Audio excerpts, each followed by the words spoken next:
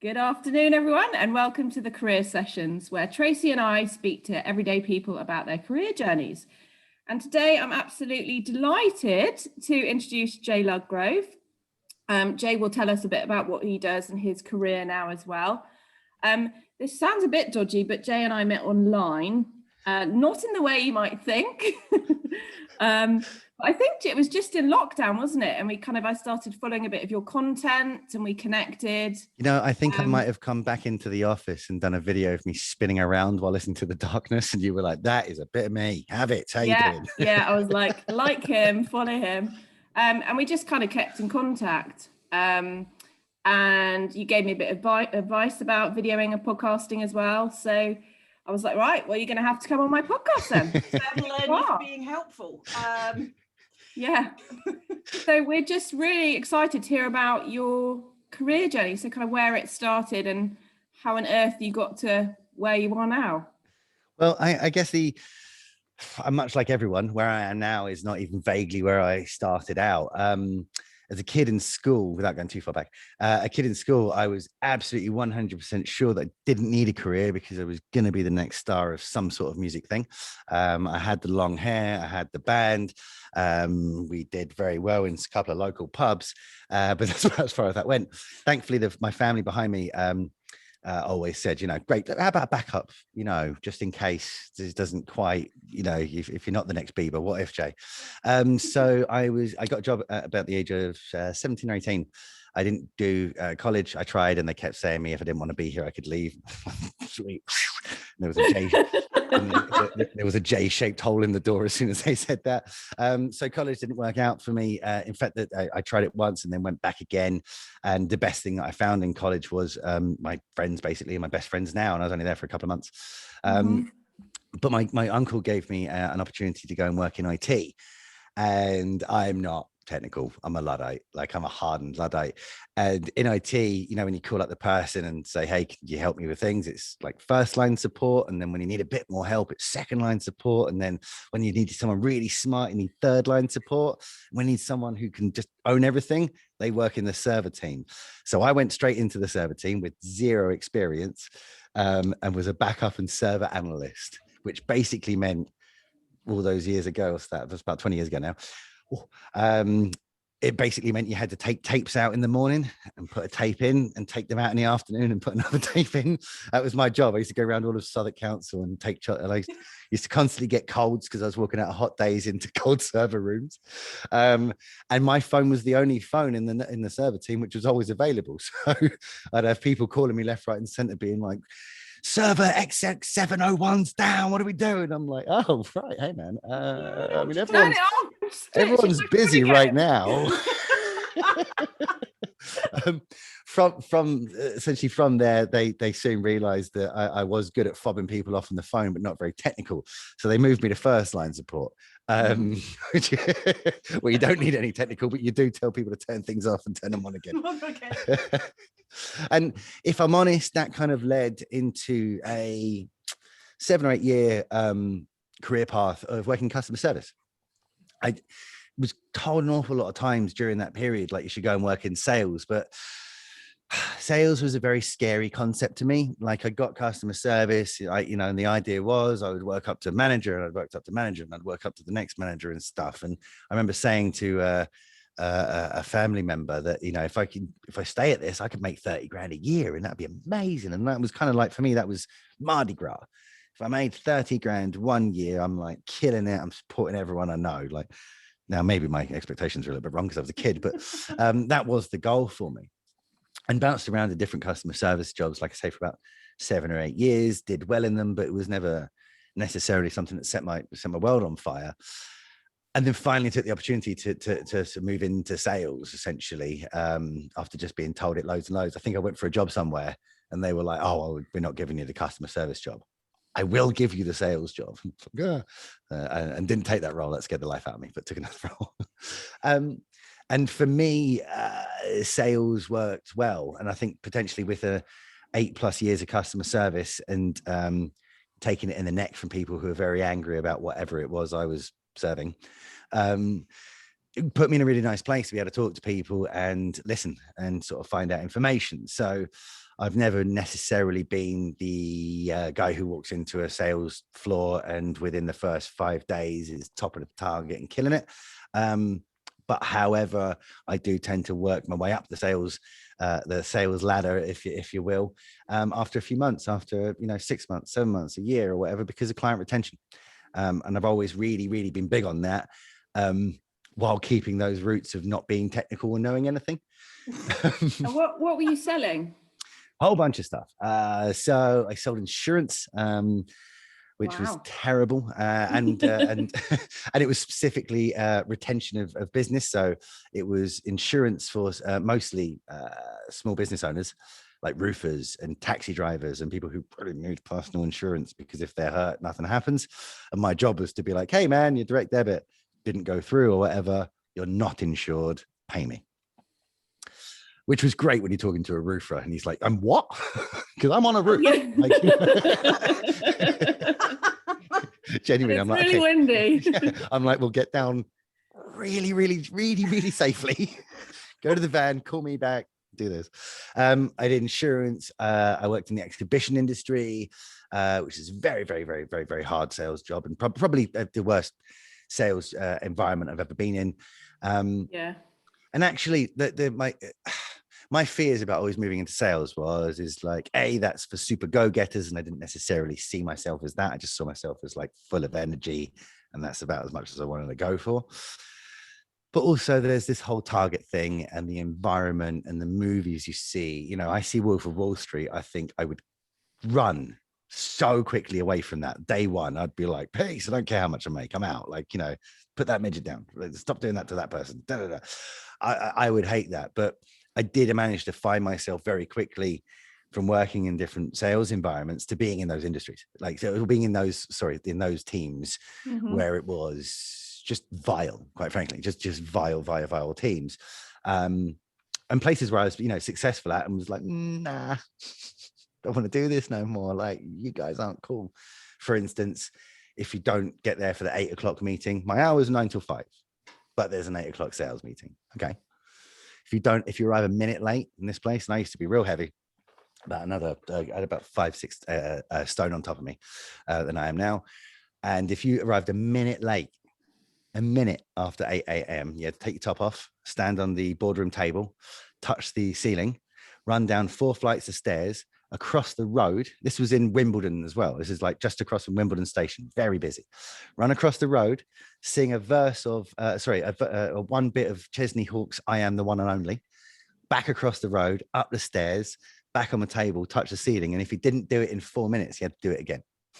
As HR people, yeah, just I was going to say, I've got a little bit of sick in my throat just thinking about the implications of that. I'm just like, well, and the thing was, right, that's awful. And what if you just said no?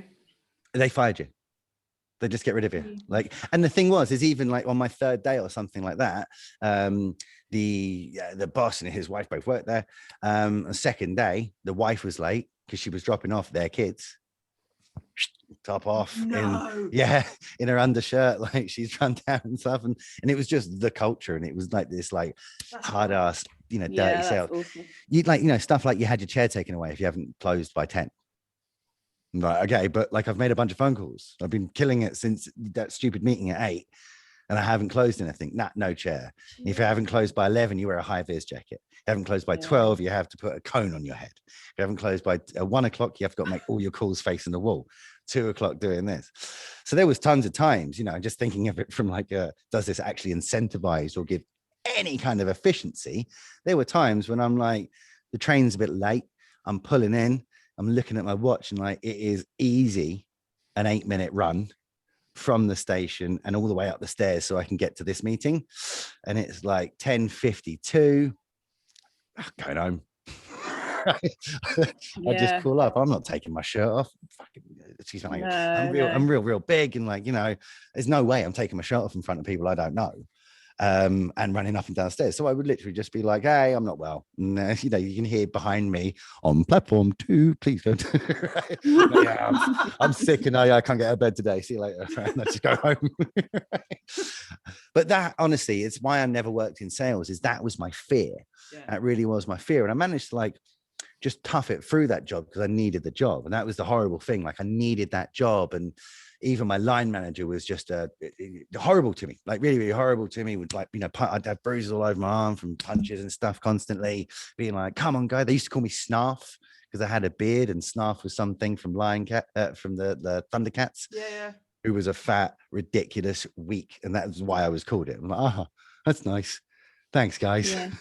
I guess I'll I'm make some feeling phone really calls now. inspired today to work for you. Yeah. Because the morning meeting was exciting. You know, I got here in seconds, just pissing sweat. That is the worst. That is the worst kind of sales environment you can think of, isn't it? And the horrible thing was, I ultimately left about 9-10 months in. Right, I pushed through and was making money, and I was employed at the same time as some other junior people who were in this kind of academy that they were doing, this apprenticeship type thing. They were teaching them, and I joined at the same time. Some had done better, you know, some were making a bit more money than me, and I closed a bunch of business. And that month, everyone in this training team was put on terminal target. And I'd never heard of a terminal target before, and I'm not sure I've heard of one since. But basically, you don't hit your target, you're gone. It's done. It's terminal, right? You don't hit your target this month, you're gone. And I overheard that and was like, yeah, that's it, I'm done. Right? Straight in, was like, boss, come with me, you're going to want to hear this. And sat down with like the managing directors, underling or whatever, and was like, I'm out. I'm so out. I know how hard they're working. And you're saying if they don't hit this month, they're out. Like, what if they did it last month and they got pipeline for next? It doesn't matter, they're gone, right?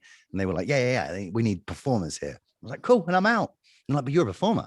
I know, not here. Like, yeah, I'll take it somewhere else. Yeah, and it's one of the few jobs I didn't work my notice on. I didn't do any of the good stuff. I was just like, peace, and got the hell out of Dodge. After everything you've put me through, there's a chance you'll turn around to me when I might not have any pipeline, because it happens, right? Some months are not great, some months are great. But there's a chance you might turn around to me next month, the month after, and be like, this month, target, or you're gone. I was like, yeah, bye.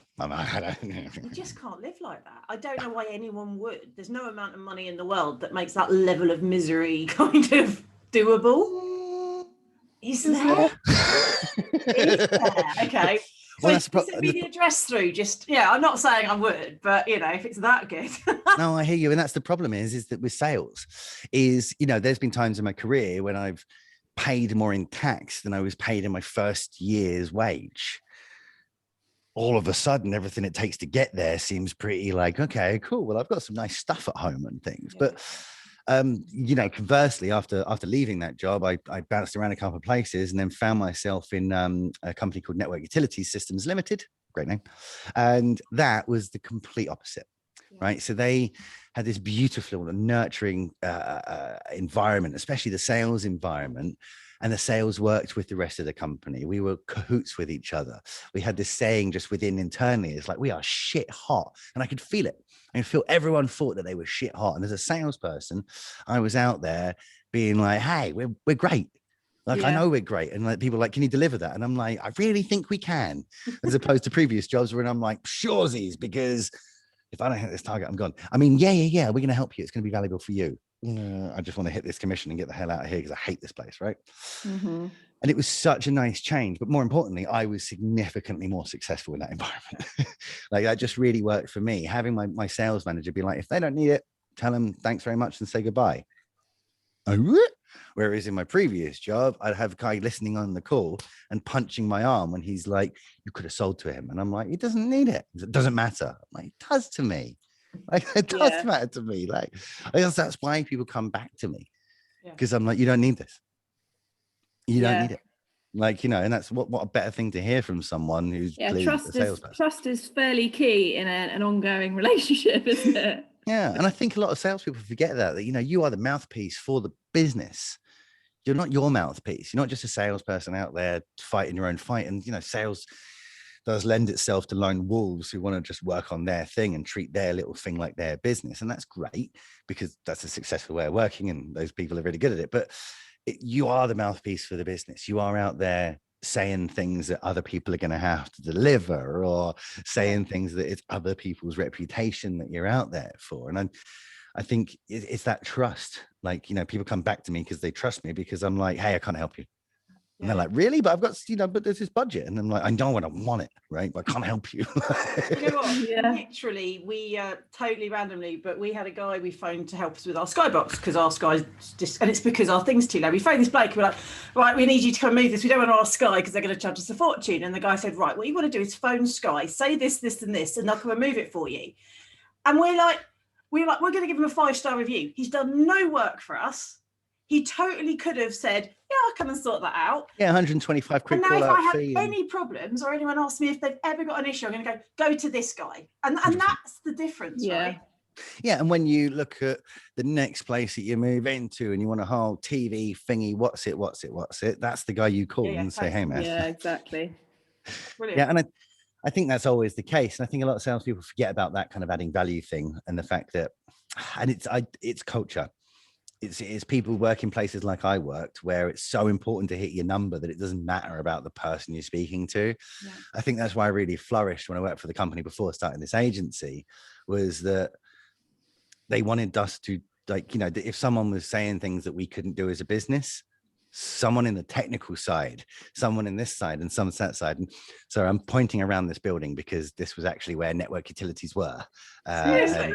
Yeah, I took over the building and employed the boss after we started this business. So my mentor is now our CXO and works with us brilliant. now. Yeah, it's really, really cool. So I just realized I'm pointing to where tech used to be, and that's where our production team are. And but literally we would have people, not just within the sales team, but within the entire company be like, hey man, I heard you say that we could do blah, blah, blah, blah, blah. Like, we cannot do that. So you shouldn't tell people that. And like, oh, okay, great. Appreciate it. Let me call them back and say, but I love that environment. And I got to the point where I'd be really okay and upfront about saying like, no, I don't think so. I can find out, but I really don't think we can do that. And people being like, great, thanks very much. Appreciate it. I'll give you a call when you can do the thing you like. And how long did you stay there for then? About 4 to 6 years, and reason being is after 4 years, I'd worked my way up. Basically, I came in at the very bottom of the sales team, although Michelle, the owner of the company, knew me, and she'd been offering me a job since I was about 20. I'd been like, no, I don't work for you. What if I screw it up? Like, no. Sales is hard. What if I, she was very good at getting the best out of me, and also getting that, but she actually moved on from the business, and I wasn't quite as interested anymore. But when she got me in at the bottom of the thing, right, the bottom of the whole sales team, even though I've been a national account manager and all that and the next thing. She brought me in and I was absolutely right at the bottom doing lead generation, right, just booking meetings. But what it meant is, after a year of doing that, I came to her and was like, hey, I'm literally aligned to an account manager. He keeps telling everyone how he can't do his job without more meetings from me. I want to be an account manager, but the good news is you don't have to get me a lead generator. I'll do that myself. Thanks very much. So it's a nice, easy conversation for the business. So Michelle was like, go for it. That sounds totally doable. That's great. I can hire another lead gen, and that person who needs it is taken care of, and you'll hit a number, right? And I was like, yeah. For a year, all I've done is just hand other people meetings and being like, oh man, me. So, and actually that little apprenticeship almost, it wasn't, certainly pay for it, but the apprenticeship that we called it, that first year of going right back to the beginning and like learning this new culture and this new way of like, not selling, but doing business, and how to position yourself in business. And like, it's okay to be equal. It's okay from the bottom rung of the thing to call up a CEO and say like, hey man, how you doing? Like, that's okay. And people don't necessarily always like realize that in sales. And I really got a hold of that from being in a brilliant company where the doors were always open, and you could sit down with the boss and say like, I don't understand why you're trying to make me do this. And they can be like, well, let me tell you the bigger picture. You're like, oh, thanks. In that case, I can, let me do my part. I love that. Right. But it from working my way up that sales team, after 4 years, I'd actually got to the kind of the top where we're working with telco and nice big clients. I spent my entire career trying to sell a £500 firewall, and then moved into dealing with telco. And they're like, hey, can I get 1,000 firewalls? And you're like, yeah. Of course you can. When do you need them? Yesterday? Yeah, sure. It'll be more expensive. That's fine. Oh, okay. Love you. So did that, and got to a point. Yeah. Come here. I love you. Right. You're my favorite client. God bless you, O2. But I got to the kind of top of that team. I was working in the top tier of the sales team and making great money, and turned around to my wife and was like, it's just shite. I don't like it. Like, I liked working with Michelle. I liked working in this business as the way it is. I wasn't a huge fan of the new MD. I didn't like the way my sales team was being run. I didn't like some of the things that were being sort of done in there. And I didn't really feel like I had that open door policy anymore to speak to the boss. So I literally went to my wife and was like, hey, Tony and I had started. So Tony's my business partner, my best friend. He's also was in that band I was talking about way back when. So kind of while I was in this high-end job and doing my best to kill it as much as I could, Tony was also working at Microsoft. He was the singer of, I was his guitarist. He was my singer. The rest of the band had ended up doing all high-level jobs as well, and we just weren't playing together anymore. So we started a podcast called How to Write a Tune. And my idea is basically mental health. It wasn't really 7 or 8, 9 years ago now, but it wasn't the conversation it is now, mental health. But essentially what I really wanted and needed was to hang out with my mate for a couple of hours once a week, like definitely hang out with my mate. Right? I love my wife to pieces. She's my best mate. She's absolutely fantastic. Couldn't spend more time with her if I tried. The last year of lockdown was phenomenal. We didn't argue. It's brilliant. However, she doesn't like dick and fart jokes as much as my boy mates do. Right? So, and literally the setting up the podcast was an excuse to spend time like with my friend. Like, we're going to do this, and we can do it every time. And we sat down with different musicians for about 60, 70 episodes. While doing that, I'm still working in this job I don't really like, and I'm, made some nice commission checks and absolutely spanked my year, and then got bonuses on top of bonuses because I've gone so far over.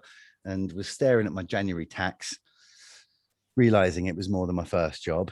More than I got paid in that first year, just in the tax I paid, and was like, now might be the only time I have a chance to go and do something.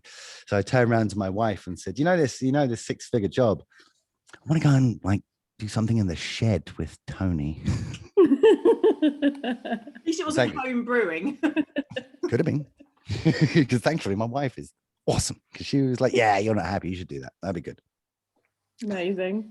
Sweet. Can you keep your good job though, because otherwise it's getting very, very, very tight. I was gonna say really awkward quickly. That's right. I need you to keep killing it. You put your head down, babe, so I'm gonna go and hang out in the shed with Tony. But also, when we started the podcast, we were nominated for Best Podcast in the World at one of the podcast awards within about 6 months. Wow.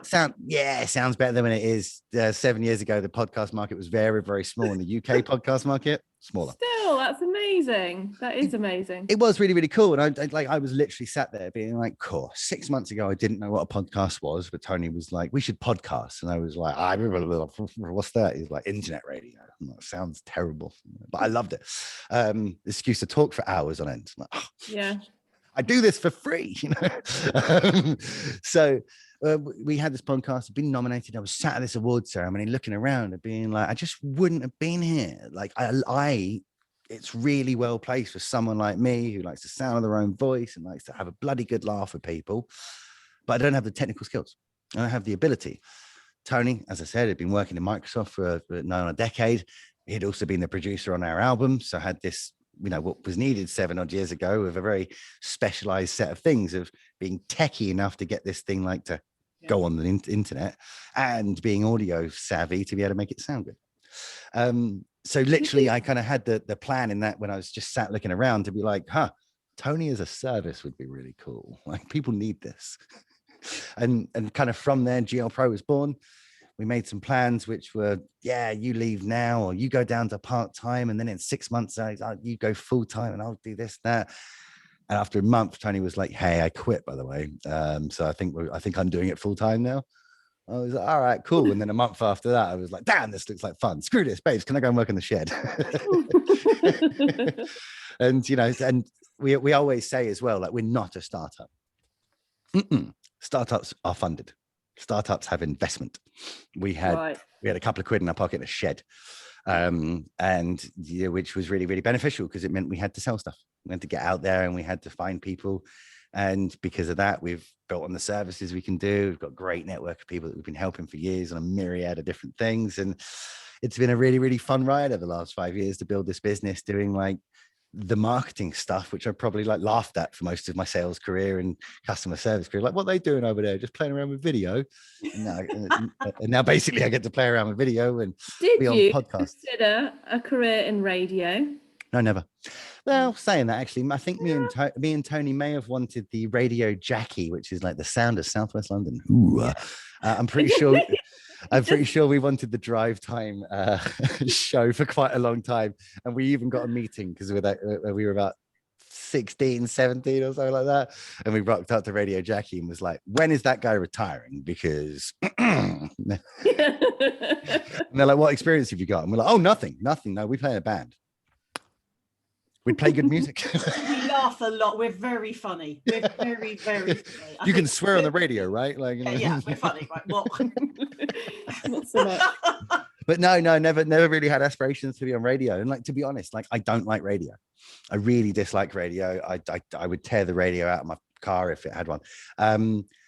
Because of the censorship, because of the syndicated nature of it. Like, the thing I love about podcasting is that this show, we can talk about HR, sure, or like a recent movie that came out, right? It doesn't matter. Anything. It's a podcast. Yeah. There's not a producer behind you being like, HR, for God's sake, HR. There's no one in your ear being like, he's still talking about that movie. Great. You can have a real conversation with people. I don't think that you necessarily get from radio or TV interviews where people have got their allotted 7 minutes of having a discussion. Yeah. And they're going, "Oh, funny you asked there, Lucy. Actually, I was just walking down the road the other day." Yeah, I get it, right? You know, you've rehearsed that story. It's very funny. Yeah. I think you should take over radio. That's with it. That's my vote. I think I'm going to start one of those change.org things. Yeah. Just hand that shit over. It'll be The fine. alternative radio. I think there's a gap in the market there. Definitely. Might not make any money, but it'll be bloody funny. We'll be kicked off the air so quickly. It's the shortest radio show in the history of radio. What would you say has been perhaps the most challenging or difficult moment in your career so far? Without doubt, no doubt, even a slightest bit, I'm a terrible manager. I'm the managing director. I'm also a terrible manager because I've been a salesperson, a lone wolf, like I was saying earlier, like specifically not working as part of a team, shunning everyone else in the company and focusing on myself. And like the person who worked with me, I was like, yeah, my lead, woo, because it's sales. And then all of a sudden, you're meant to be in charge of people, and that is something like when I was a kid, I was brought up by my mum, a single parent, and one of the things she used to say to me all the time, I remember it from being very, very little, and just like in the middle of the street, if I'm bawling my eyes out about something or whatever, she'd sit me down, be sitting there and be like, "Look, you didn't come with any manual. I have no idea what to do here." You didn't come with a manual. And I, to be honest, I'm paraphrase that most days in the business because I'm just like, I didn't do a business degree. I didn't know what VAT was really until I started the company. I certainly didn't know what PAYE is. And the fact I got to pay national insurance and everyone else has got to pay national insurance and there's pensions taken. Knew none of this stuff. That stuff, the mechanics of it, the finances, things you can learn. Like you can sit and you can learn it and be like, okay, well, that's the equation. And tax VAT is 20%, comes off, it comes off. Managing people, even for someone with me who's meant to be like master of the soft skills, no, I'm not. I'm master of like being on a phone call and using soft skills to get to something, not spend 8 hours a day going like, that person doesn't sound very happy. And they seem a bit stressed. Like for my sales hat, I'm like, whatever, sell things. Because that was the whole job. And now the whole job is specifically don't do that. And I think the biggest challenge I have is I wear, like all small business owners, but I wear two very specific hats. And that is that I am the managing director, but I'm also the sales director. Yeah. Those are conflicting roles. Right? You know, if the sales guy sells too much stuff, the managing director has to go and work out the resources to make sure he did it, like, you know, his team isn't killed by there's been too much work coming on. Well, the sales guy hates that. Only problem is it's both this guy. Right? So, Yeah. there is a real problem with that, because it's a strange dichotomy got in. I want to go out and close this massive number and like not care about who's going to deliver it, because I'm a salesperson. At the same point, it's Tony, your business partner? Yes. Yeah. So does he compliment you on that front? Very much yin to my yang. He's smart, I'm dumb. He's quiet, I'm loud. He's not that quiet, he's really loud. But he's very much, like, it's been great because we are yin and yang. I'm extremely passionate. I want things done right. I will be brutally honest. It's not very helpful most of the time. Being able to do that with my business partner, who's like, yeah, cool. You don't want to tell like them that though, like that, do you? Say that out loud outside this room, right? Yeah. Oh yeah, because I would have hated that when I was an employee. Dang. And thank you, sir. Yeah. But yeah, and it's so powerful. Like because everyone at the end of the day, everyone's got their talent, right? You can't necessarily be a jack of all trades. So, and you're obviously very conscious that is something you find challenging. So you have and that. I spent 5 years really trying to learn, like really trying to learn. Like as I said, sort of 4 or 5 years ago when I started, I was also significantly heavier. And I sort of just took stock. It was like, if I'm going to be this guy, and honestly, I'm managing director, because me and Tony sat down at one point and were like, hey man, someone should be in charge, right? And Tony was like, I don't want to fucking do that. you should probably do it. I was like, I'll do it. Yeah. Sounds like a great thing to stick on my business card, right? Huge mistake, massive mistake. I should let him do it. Would have been much better. I could have just sold things. But it's not. It was never an aspiration of mine to run a company. Like, I didn't have that. I just wanted to like support my family. I grew up in very poor means. Essentially, we're very happy, but we didn't have a lot of cash. And I'd like to try being happy and have a few pennies as well. That sounds lovely. Mm-hmm. And that's what I've been working on. So it's amazing to be in a business and to have someone who you trust implicitly, who can point out your foibles and point out your things and being like, yeah, you probably should have quit, Jay. And you're like, damn it. You're meant to be on my side. And like, I am. And he still should have quit. Yeah. No, that's twice as worse. So that's your most challenging thing. What about, is there a kind of a moment or a time that's been your absolute career highlight? Career highlights are always a weird one for me, because if I look back on the career highlights, I imagine that they're not to me anymore. Like, because it's all perception, right? The things which I thought were amazing once upon a time, now I'm like, that's a Wednesday. And the things which I thought would die of terrible problems, I'm like, that is so inconsequential in comparison. But I would probably, starting this company is an obvious one to say, because it's something I didn't do and I'd never done before, never thought we can do, and growing this agency has been amazing. I think honestly, the biggest wins for me personally, and why I want to keep being a managing director, and why, although it's not something I never want to do, it's what I want to do. I want someone else to do sales, and I want to do this managing director thing because actually I really enjoy it, and I've got better at it. I've tried very hard over the last 5 years to curb my enthusiasm a little bit and learn tools. So for me, the biggest win really is the people we've employed. A lot throughout our career, our tenure as a business, we've employed people from other industries. So our head of digital marketing for the first few years was someone that had a podcast that drank in the local pub to us, and worked at Tommy Hilfiger, and had worked in retail for his whole career. And was 30-some, and I sat down with him and was like, "You're great at this social media thing, man. You're also great at this podcasting thing. Come work with us." And he told me that literally, when I was 13, I thought, better not do this for too long, right? And now he was 30-some and stuck in that career, same place I was with customer service, but was able to sort of take a little shift, giving people the ability to come and do something fun, excel, learn, like get better, maybe share some of the experience that Tony and I have from 15 plus years in corporate to help people get there. Also, we're really silly people, and show people that business, we're really serious about having fun, I hadn't noticed that. In that case, we don't hang out enough. But I think it's those people who have then worked for us, and grown and come from places. Our operations manager now was the youngest person to run pubs for a particular brewery.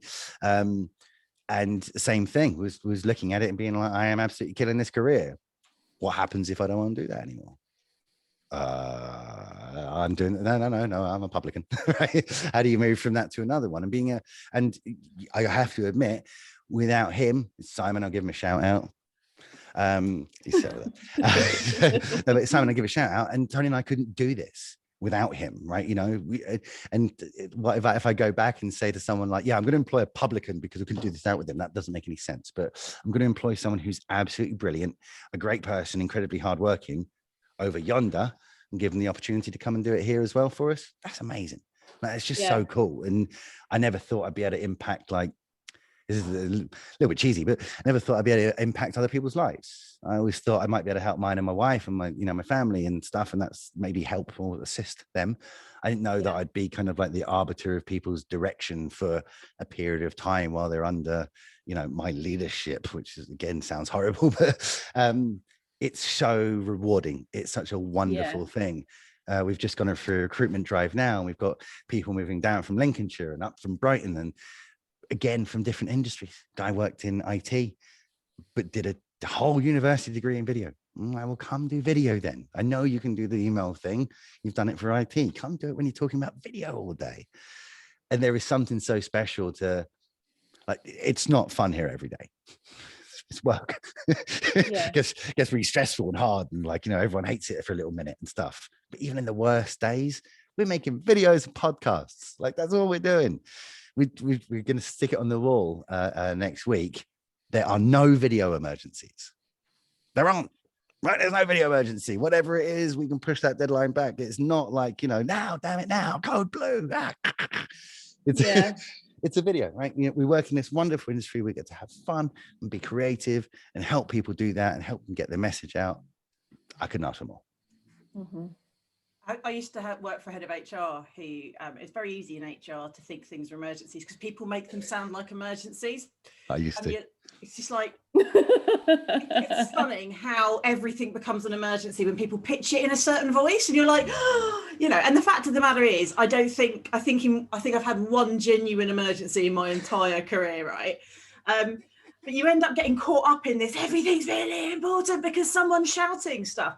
And my old boss said to me, she's like, I've got a new perspective on life. And I'm like, oh, what happened? She went, I was at dinner with a lady who runs an emergency room. She's like, suddenly realised none of this shit's important. I was like, and that's quite liberating, actually, to go, it don't matter. And if you work in an industry where there are emergencies, don't write that on your wall. But we're lucky. If you're working in the NHS, it's emergency, get it done. But for us, it's videos and podcasts, right?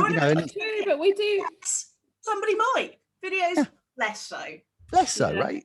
I mean, I don't know. There's always potential. You've heard the Darwin Awards. You never know what someone can do killing themselves, but yeah. Ain't that the truth? And also, there are times when we need to deliver something very quickly and very important. And it's incredibly important for someone, but it's not an emergency. No one's going to die if there's this thing goes out. No one's going to lose a leg. We do live in a high emergency style, everything must be instant culture, don't we? And it's exhausting sometimes, and you have to really think about. Sometimes I'll sit there at the beginning of the day and I feel completely overwhelmed because I feel like everything should be done straight away. And then you need to sit down and figure out what actually is important. Let's not say urgent. 100%. Yeah. What are the opportunities for today? The world's not going to explode if I don't send that email till tomorrow. No. So when I worked here and was right at the bottom and was working my way up, the CTO, a guy called Toby Makepeace, it used to kill me, right? So I'm a salesperson is all now. I spoke to them, they want it now, man. They want now, they want a proposal, they're going to buy it, want it now, going to hit my number. Woo! Whereas the CTO is dealing with like 50 people saying that to him, plus all the clients, and he's doing all the work. So he used to storm right down the end of this corridor right here and bust in his office and be like, mate, they need it now. And depending on how like urgent I was, first thing he says, when did you speak to them? And I'm like, just now, just off the call, Toby, good news, just finished them. He's like, cool, 5 days. Excuse me? Wait, what's 5 days? He's like, talk to me in 5 days and I'll get back to them then. Like, 5? He's like, yeah, it's not important. I'm like, I just spoke to them. He's like, yeah, you find it really important. Right? Yeah. 5 days. Yeah. And literally I'll be like, no. And he's like, 6. But I need it. 7. Fuck, I'll see you later. But it's been really powerful because I learned you don't have to, it's nothing. Most of the time it's not an emergency. And people will tell you when it is. People will say look, I know usually I sound in things now, but I need just right now. Okay, cool. Well, let me see if I can help you out. And is there anything, any kind of key career advice that you would pass on to youngsters or anyone considering a career change? Is there any nuggets you'd like to share? Find good people. It's not always possible, right? I don't necessarily mean like the owners of the company or they've got a good mission statement, let's go and work for Google because they say good things. Actually, their mission statement's disgusting, but it's really scary. Their mission statement, you should have a read of it. I'll send it to you.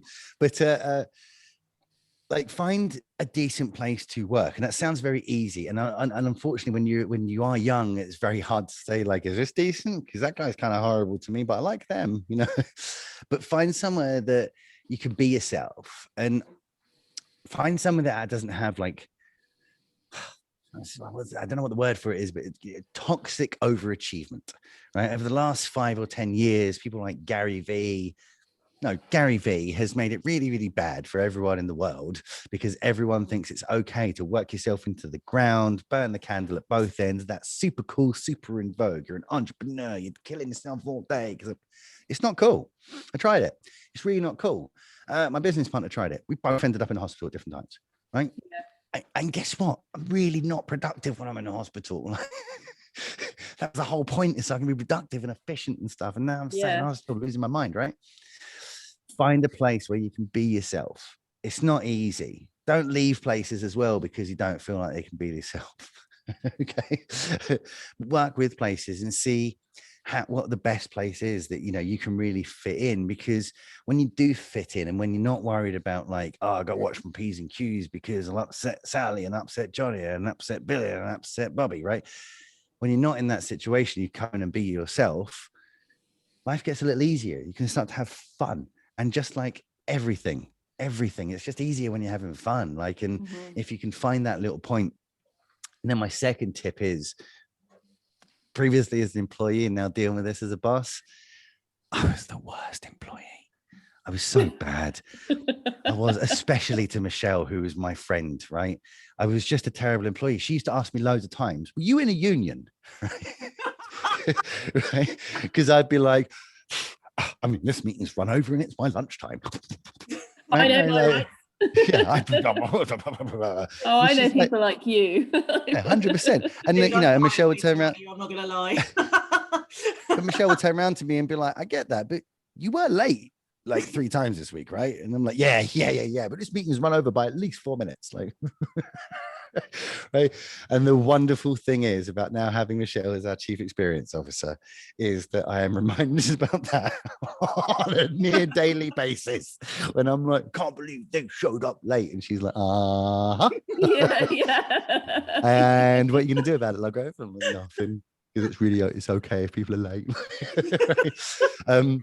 But I genuinely found I was so one way, and then I flipped and went militant the other way. All of a sudden, no one can be late. Why would it be? It's my shop. Whereas Michelle, my friend, who had offered me a job for over a decade, I'd refused because I didn't want to upset her and ruin our personal relationship. She had to sit me down before my probation ended, take me for dinner, right? Because we're friends. We're sitting for dinner, we're having a glass of wine and stuff. And she's like, cool. Quick bit of work stuff. Do I look like a prick? No, he was like, whoa, you don't really swear at me. No, you don't look like a prick. And she's like, oh, okay. It's just because you're coming in late, you're leaving early, taking long lunches. So I guess I must be. That's the only way you would treat me of all people like that. And I'm like, thankfully, that's exactly the way to talk to me. And I really pulled my finger out after that. But I was the first person to be stood outside, they want us to work late, rah, where I'm having a cigarette. Now I'm the boss. I suddenly realize that sometimes that is totally beyond our control. We don't want anyone to work more than they should. And those moaners don't get listened to as much as the people who have their heads down, work as hard as they can, and then say, hey, this is a problem. I'm trying my best this year, but this is a problem and I want to bring it to you. And I think there's a solution. I was just a moaner. I never came with a solution. I was just like, this isn't fair. I don't like it. You should fix it. Okay. No. And yeah. And then I hear, oh, you're doubly unfair. You got to fix it. You're my boss. I'm like, you can leave if you want. Like, you know, but I would think that's totally unfair. Oh, now they're saying like, no, they won't fix it. And that's my problem and they want me to leave and I'm going to leave. And that will show them. It never shows anyone you're the one who gets out of work. Like waving. Yeah. There's a leaving party, but after you've gone. Yeah, because they're all like, God, that guy was a nightmare, wasn't he? Absolutely. Fundamental rule of work: don't be a dick. That is, if you can only master the "don't be a dick" thing, you will get on in your career. Everything else is kind of ancillary after that. Just don't be a dick. And especially anyone who's a budding salesman out there, salesperson. Apologies. Just using my patriarchy dangerously there. Anyone who's a salesperson out there, like really don't be a dick because you're working in environments that are begging you, begging you to be one. You don't have to be. You don't have to. You don't have to trample over someone to hit your target. You don't have to steal someone's leads or push past someone else in line to succeed. You just don't. Yeah. Just like the rest of business, you got to be a decent person. You'd be nice to people on the way up and the way down. It doesn't really matter. Like, just think about how you want to be treated and hopefully it happens. And if you're treated badly, just remove those people. Just remove them. Block them on LinkedIn. Don't work with them anymore. So. Yeah. Good. Cool. Any closing final comments? I know I talk a lot, right? We are kind of why we got you on here. Yeah. Well, I guess my one thought would be when I was coming onto the show, it's HR.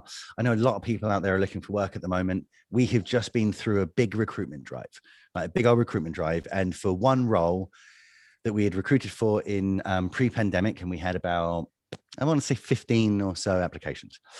That same role that we then went for just at the beginning of 2021, we had 370 applications. So we posted it again. We employed someone and then we posted it again and I had 700 applications. I had 1,000 applications for 2 jobs in a period of like 60 days. Do your best to stand out. The person we employed, we discounted on the CV. They made it into like the nearly get interviewed space because they worked in a different industry and we're aiming for what we're doing. And they lived in Lincoln and was like, they messaged me. We're like, hey, might look on my CV like I haven't got all the tools for this, but actually I'm moving to Surbiton. I want to do this. I've got this experience. Is it worth us having another chat? Got the job, beat other people out who there was 8 or 9 people who were in the interview stages. And I was like, hey, what are you doing later? Loved him. What are you doing again? Second interview, employed him, right? Literally only because he messaged me. Otherwise that is put out. So I guess my big tip is I don't necessarily feel like a boss. I don't necessarily feel like a business owner. I still think like an employee, even after 5-6 years. If I was looking for work right now, I wouldn't be sending out 30 different applications for 30 different roles. I know it feels like the right thing to do. I'd be sending out 5 that I'm really qualified for, really want. I would read all of the descriptions all of the way through, like all of it, including that bit at the bottom. And if there were points in it that I didn't match up to, I would address that in my cover letter, which is why I wouldn't do 30 applications because I've got to write a bespoke bloody cover letter for everyone. And that's long, right? So I do 5. And if I get no success with that, I'd try again. And the other thing is ladies, apply for jobs you're not qualified for. It's fine. Us dudes do it all the time. And we're constantly in roles that we're unqualified for, winging it left, right, and center. I know for a fact, all the ladies in my life wing it far better than me, but we don't get applications from any women who literally don't have like 90%, every single box ticked, right? That's the only people we get through. Whereas I'm getting guys sending me CVs being like, hey man, looks fun. Can I have a go? I used to do exactly this. It's like fake it till you make it. Yeah. I would never apply for a job unless I could do it all. think and my wife's the same as well. Yeah. She gets she'll see jobs come up on LinkedIn or something throughout a career and be like, oh man, I could do at least 70% of this. That's more than enough to get a job. That's like, I've got a job. My first job in sales, I was like, they were like, yeah, have you worked in sales? Like, no, I think it looks scary. And I got that job. Like, I was like, I'm sure I can do it though. And they were like, that's really good advice though, because I think, well, Tracy and I are both finding, aren't we, that the positions we're recruiting for at the moment, you know, especially because of what's going on, there's been huge amount of applications. But it's been carpet bombing part of it. That's, to your point, what I've seen is a lot of people just carpet bombing applications. Yeah. And I've actually genuinely had conversations with people. I'm like, right, so why do you want this job? I don't know, which job was it? And you failed. Your CV was actually really good. You've just rocked up. You've carpet bombed. You're out. And, you know, genuinely, and I'll be honest, that was for an HR job. I nearly died inside on behalf of my entire, like, you know, industry. I'm like, dude, what the very... Well, you know, something we had as well. People weren't reading the job description. And we're one of those old, weird places where I've spent all this money on these bricks and mortars. And I want to be able to look at people across the office and say, hey, can I have that thing? Or like, how you doing? Right. So we wanted people in the office, splattered all over the job description. Just, you know, you need a car, but you do, because the office is out the way and you're going to be at the office. People not only from, you know, Kuala Lumpur and France and stuff and things and what's it's get in touch being like, Shawsies. I just started sending things back to people being like, that sounds like one hell of a commute. You sure you're going to make it by 9? But you know how many people came back with really, really negative, aggressive, combative messages to be like, don't worry, I can do this remotely. I'm like, yeah. I run an agency. We work all over the world. I know you can do it remotely. That's not this role. Yeah. It's just not. Like, we may do that in the future, but that's not what we want as a business, because we want a culture of people that we can say, hey, are you doing okay? And not just see them in the morning meeting Zoom where they're like, hi, and they put the phone down. Have you ever experienced, the other thing Tracy and I have experienced quite regularly is rage when you politely turn people down. That's what I mean. I've been told that I'm incorrect. I'm wrong, and I'm incorrect for trying to employ someone in the office. Yeah. And the funny thing is, I've seen people pop up again for other jobs. And I'm like, no, because you're a nutter. Yeah, exactly, because you got really upset with me over not being able to offer you the role.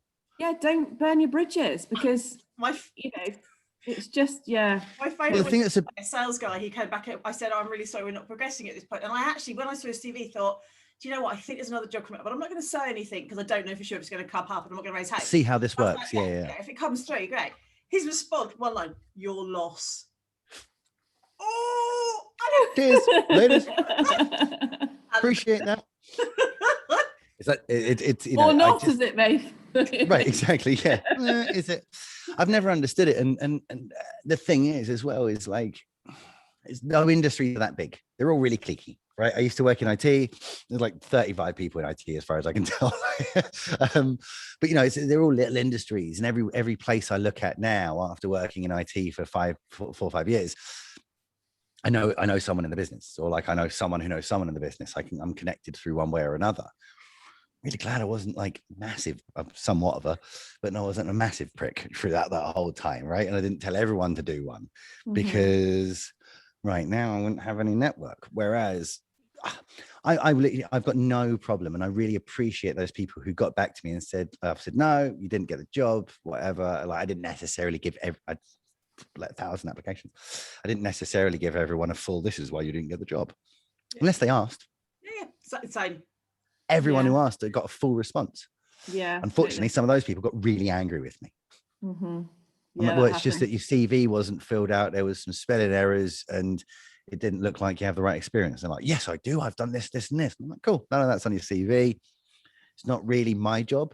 And this is the thing I think that everyone forgets as someone looking for work. It's not my job as an employer to guess that you're actually the right person for the job and like drag that information out and then call you and be like, hi, it doesn't say that you do this on your CV, but do you? Oh, you don't? Okay, I'll call you back in 10 minutes. Yeah. You've got a pile of 500 CVs, and you it's need about to fill a 7 role. seconds, isn't it? Because we actually did a post on the LinkedIn the other week about this, because you were looking at CVs and people had gaps. I don't have a problem with a gap if I know roughly what you were doing. So if you say I took a gap off to do some study, or I took some time out, I don't give a I just want to know. So You've addressed it. Goes, you sure he wasn't in prison? Well, I don't know, because I've found that out. I have had that. Yeah. So I'm like, how comes there's a 3 to 5 year gap? So, tell me where you got a gap. I've got 7. They reckon the average time is about 7 seconds. And at the moment, as you said, when you're getting that volume of CVs in, I don't have time to dig into your CV. I've got a few seconds to say, and then I've still got 500 CVs left. So, and the most annoying thing as well is like, I really, really, really want to be a super nice boss. I was spending a hell of a lot on 7 seconds, because right now there's a pandemic on. I know how many good people are sat without work. I know how hard it is looking for work. I hated it.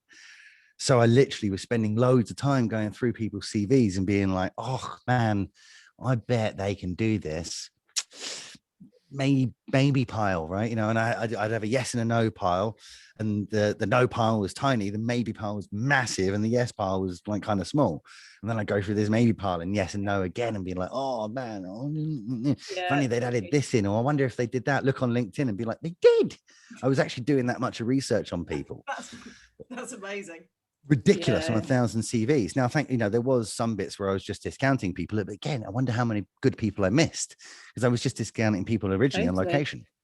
I was just saying location, they can't make it to the office. No. Yeah. Guy sat over there, lived in Lincolnshire. Yeah. And again, if he just said, I'm the same as you. I have a straight no, a straight yes, and a maybe, and then I go back to the maybes, and it's yes, no. Yeah. And what I find is also my maybe piles get smaller the more I look at, because then I get more confident as I go, and I'm like, oh, you're a no. Oh, you're a yes. Yeah, you get really brutal with the yes and no's. Well, I often go back to the maybe pile. I sometimes go back to the maybe pile and think, what was I thinking? Wow, I put that in early. I put that in early. Well before I became jaded and evil, as I've done over the last hour. That's CV 375, when I genuinely decided life was too short. And that's actually something I learned from when I moved house like 7 times in 6 years or something like that. Not a bad tenant, just like to move around. And I used to do that with my stuff. Before I moved every time, I'd put all of my stuff out and be like, yes, no, maybe. By the time I got to maybe part, I'm just like, yes, no. Loads of childhood memories. No, because I'm got like really brutal by the end of it. But it was nice. I could move around in like 2 suitcases. I'm like, yes, let's roll. But doing that with CVs didn't feel right. Like, it didn't feel fair. It didn't feel like, I know the position so many people are in at the moment. And like, we wanted to give everyone the time, but at the same point, this isn't for my team as well. Like, we'd already employed a salesperson at the time. This is for Tony's team, as a production people. So I was actually whittling people down to give a little presentation and being like, hey, me and XO here, we've been through 1,000 people. Here is 15. Who do you want to meet? Right. Yeah. So if we even think about it, all of the time I spent on them may not have mattered, because our creative director, Tony, maxed out, working his ass off, almost as if he needs more help, which we're trying to employ. How long did he have a chance to go through them? Was he spending those 2 minutes, or was he spending those 7 seconds like you were talking about? So no matter what CV you're sending out, address the gaps make your CV bespoke for the role you're applying for. Seems like a lot of work, Jay. Well, you're going to work there for years, so maybe it's worth doing a little bit of work right now, right? And if you're going to send out 30, then you're going for generic roles. You must be, because if it's a generic CV, then you must just be going for like shop assistant or bottom of the rung here. But even those roles right now are absolutely spanked with applications. You might be the bestest, but if you're not going to say it, you'll just get lost in this sea. Update your CV for and I used to do that. I used to update my CV for every role I'd send out, and then have my guy at Reed being like, hey man, which one was this? And I'm like, oh, right, that was that one. I think the CV like 16, because I changed this bit and this bit. And I'd make it specific, because there's stuff I did in my last role And if I was going for a new role, if I was looking to be employed again, if I was going for a new role, 40% of it might not be important, but 60 of it might be like really important for that role. So that's what my CV should reflect. But if I was going for a similar role, it might be the 40%, in which case, and I think if you don't do that, you're people don't, and it's really relying on hope. Yeah, because we will say, I mean, it's something as an HR, that's the thing. If anyone says to me, I need help looking for work, the first thing I say is, don't just work out what you want to apply for. I mean, I was a lawyer originally. I was training to be a lawyer.